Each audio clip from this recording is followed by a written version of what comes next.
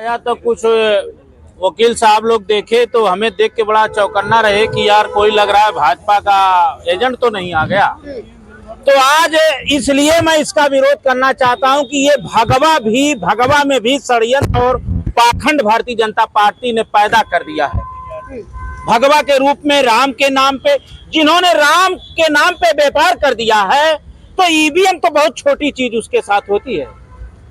जो राम के शब्द को जपने के बाद मानव जात का कल्याण होता है, उसी राम के नाम को इन्होंने देश में व्यापार बना करके गाय के नाम पे, गंगा के नाम पे, ब्राह्मण के नाम पे, हिंदू के नाम पे, राष्ट्र के नाम पे आज हमारे गरीब को तोड़ा जा रहा है, किसान को तोड़ा जा रहा है, जनमानस को तोड़ दिया गया। शिक्षा को खत्म करके, आर्थिक व्यवस्था तोड़ करके, एक नफरत की बीज पैदा करके, एक धार्मिक उन्माद पैदा करके भारतीय जनता पार्टी ने ये पूरा का पूरा आज संविधान ईवीएम की जो बात है, आज ईवीएम हटाने का क्यों? जो चंडीगढ़ का आता है, अगर पेपर से चुनाव नहीं होता तो कोई चोरी नहीं पकड़ सकता। तो ईवीएम में कितनी बड़ी चोरी है। आज उत्तर प्रदेश में एमएलसी विधायक खरीदे जा रहे हैं, गरीबों की नहीं सुनी जा रही है, नौजवानों का पेपर लीक, किसान मारा जा रहा है, उसको खालिस्तानी सत्य बोलना दुर्लभ हो गया। और जो सत्य बोल रहा है उसके घर पे ईडी, सीबीआई, जो हम कहेंगे वही होगा। हम काशीनाथ को विश्व गुरु बनाए और जल समाधि लेंगे, द्वारिका में समाधि ले रहे हैं जनता के पैसा से। जनता भुखमरी के कगार पे है, इसलिए इस भगवा के रूप में मैं आया हूं। मेरा अगर इसी में भी भारतीय जनता पार्टी में दम हो तो मैं भी उस सनातनी हूं, मैं उस परवरदिगार का, उस बंदे का, मैं भी उस शक्ति का मैं भी जो है आराधना करता हूं, पूजा करता हूं। इस भगवा के रूप में ये कहना चाहता हूं, ईवीएम बंद करो और बैलेट पेपर से चुनाव करो और जनता को जागना होगा, नौजवान को जागना होगा, किसान को जागना होगा। ये जन आंदोलन करना होगा।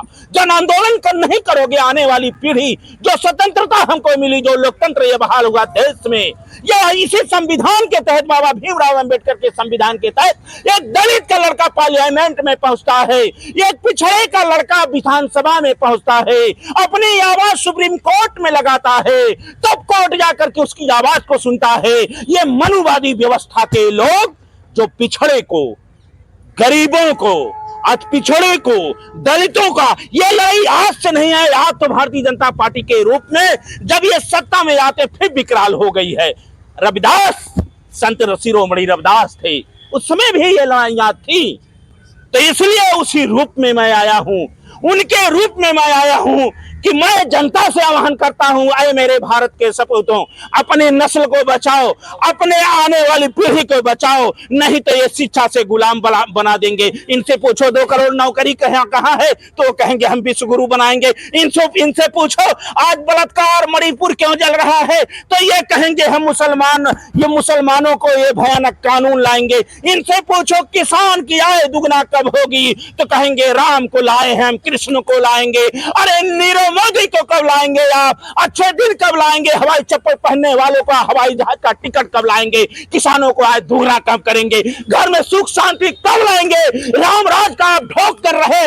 आज मैं कल एक पेपर में पढ़ा, विश्व हिंदू परिषद कर रही है कि राम मंदिर बनने के बाद अब हम राम राज स्थापना करने का अभियान छेड़ेंगे। अरे मेरे नौजवानों, वो राम राज के नाम पे संविधान बदलने का अभियान छेड़ेंगे, मनुवादी व्यवस्था लगाने का अभियान छेड़ेंगे। इनको नौकरी से आज कोरोना महामारी में तड़प के व्यक्ति मरा। मानव जात के लिए इन्होंने कहा गंगा को हम साफ करेंगे, और उसी गंगा में मानव का शव सड़ा, मानव का शर्मसार हुआ, विश्व में ये कफन नहीं दे पाए। ये सत्ता की भूखी सरकार, भारतीय जनता पार्टी की सरकार पैरासीटामॉल नहीं दे पाई, उसी गंगा को सफाई करने का अभियान लेकर के आई कि मुझे गंगा माँ ने बुलाया है। और माँ गंगा ने बता दिया कि अरे ठगने वालों, अरे राम के नाम पे ठगने वाले, मेरे नाम पे ठगने वालों, मैं विश्व के पापियों को धोता हूं, तू मुझे क्या साफ करेगा। उसी में दिखा दिया कि मानव का शव सड़ा। अभी भी मानव अगर नहीं जागेगा तो ये लोग मारेंगे और रोने भी नहीं देंगे। ये सरकार राम की भक्त पे चलने वाली सरकार, यह सरकार सनातन की बात करती, यह सनातन सत्य की बात करती है। जब देश के पार्लियामेंट में पूछा गया कि ऑक्सीजन की कमी से कितने लोग मरे, वारे राम वाले, वारे कृष्ण वाले, वारे सनातनी, वारे विश्व गुरु बनाने वाले ने कहा कि एक भी व्यक्ति की मौत ऑक्सीजन की कमी से नहीं हुआ।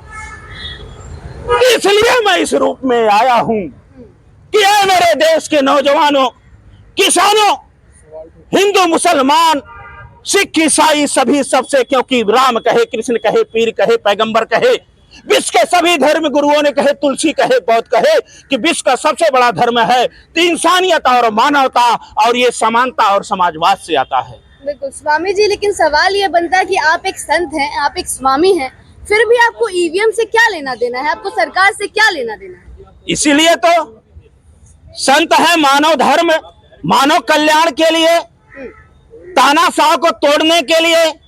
तो हमारे कबीर साहब ने भी तो कहा था, रविदास साहब ने भी तो कहा था, मानव जाति के उद्धार के लिए तो हम साधना करते हैं, जगत के अन्याय के लिए, जगत का कल्याण हो इसके लिए तो हम साधना करते हैं। इसीलिए तो मैं अपनी आवाज उठा रहा हूं कि ये जो धर्म के नाम पे, नफरत के नाम पे ये देश चलेगा, संविधान के नाम पे संविधान से देश चलेगा। मंदिरों में हमारी आस्था हो सकती है, हम मंदिर में पूजा करेंगे, हम मंदिर में पूजा करेंगे, लेकिन वह पूजा नहीं करेंगे जो टेंट से राम को लाके बैठा दिया गया है।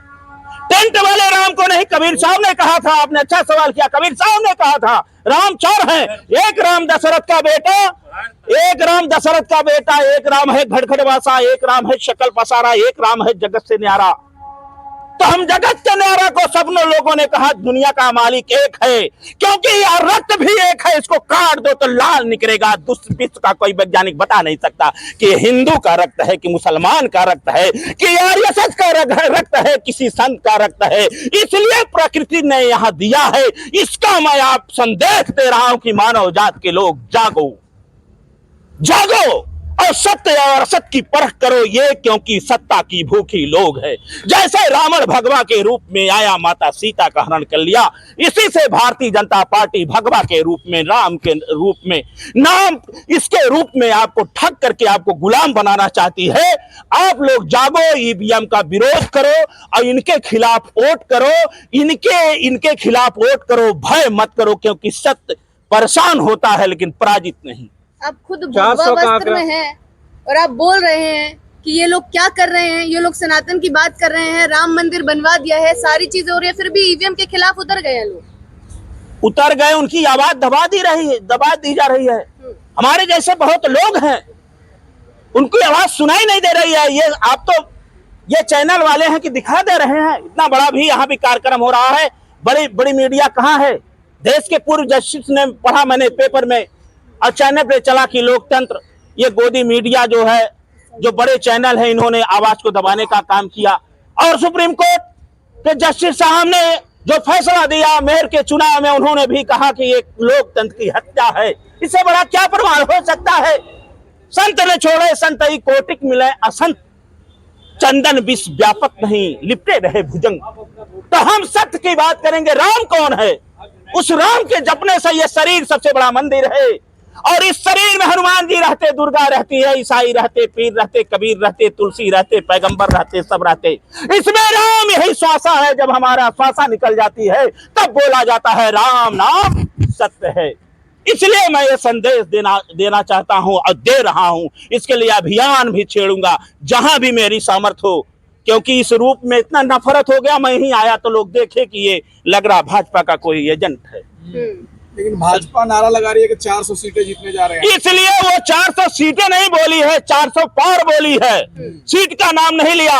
अगर ये हो गई तो डीजल 400 पार होगा, पेट्रोल 400 पार होगा, कड़ुआ तेल 400 पार होगा, रिफाइन 400 पार होगा, गैस सिलेंडर 4000 पार होगा। इसको समझो, जो भाजपा कहती है वो करती नहीं, जो करती है वो कहती नहीं। और ईवीएम हटा दो, मेरा दावा है कि 40 पार नहीं होंगे भारतीय जनता पार्टी के लोग, अगर राम वाले हैं, सत्य राम वाले हैं। राम एक व्यक्ति के कहने से सीता माता का वनवास कर दिया था। इतनी जनता, इतना जनमानस आपको, क्योंकि अगर 1 करोड़ में मान लिया जाए 40 लाख आपको वोट दिए, आप उसी पे सरकार बनाते, तब भी तो 60 लाख आपके विपक्ष है। अगर विपक्ष कह रहा है ईवीएम हटा दो, आप राम के मानने वाले हो, राम के पद चिन्ह पे चलने वाले हो, आप सच्चे सनातनी हो, कृष्ण का भी आप जाकर समुद्र में जो है दर्शन करके आए हैं, तो आप उसको जो है उसको आप ईवीएम हटा दो, राम भक्त भी आप हो जाओगे और दूध का दूध पानी का पानी हो जाएगा। लेकिन ये ईवीएम नहीं हटाएंगे। इनकी जो गारंटी है ईवीएम है, और सरकार भी बनेगी तो ईवीएम द्वारा बनेगी। अब मोदी जी का 400 पार के नारे को अलग तरीके से पेश कर रहे हैं। ये पेश नहीं, उन्होंने कहा 15 लाख आएगा, आया क्या? अच्छे दिन आएंगे, आया क्या? 56 इंची का सीना आया क्या? मानसरोवर आया क्या? राष्ट्र हिंदू राष्ट्र बनाने वाले संत जो महंत बन के चल रहा है, मानसरोवर तो पहले लाओ चीन से नहीं बात करोगे, पाकिस्तान की बात करोगे। कहीं अजहरी को गिरफ्तार कर लोगे, कहीं हल्द्वानी में घटना कर दोगे, कहीं उत्तर प्रदेश में जब हारोगे पेपर लीक पे लीक वह बुलडोजर बाबा की सरकार चल रही है। वही राम राज है, वही अयोध्या राम विराजमान है, और एक आप पेपर नहीं करवा पा रहे हो। ये क्या है? इससे जागना होगा, लड़ना होगा। और मेरे देश के नौजवानों, जागो, ईवीएम हटाओ, देश संविधान लोकतंत्र बचाओ और मानवता बचाओ, और इंडिया गठबंधन के साथ खड़े हो। विकल्प यही है। आप क्या करने वाले हैं इस ईवीएम की लड़ाई को लेकर? जो भी होगा, हमें जो भी निर्णय होगा, यही तो कर रहा हूँ, जो मेरा सामर्थ्य कर रहा हूँ, आपके सामने कर रहा हूँ। लोग जाएंगे, चैनल चलाओ और बढ़ाओ, आगे सबको सुनवाओ, जो भी और हमारी शक्ति होगी, चाहे धरना करना होगा, आंदोलन करना होगा, जो भी हम भी करेंगे आगे। चलिए, नाम क्या सर आपका? स्वामी भानु प्रताप।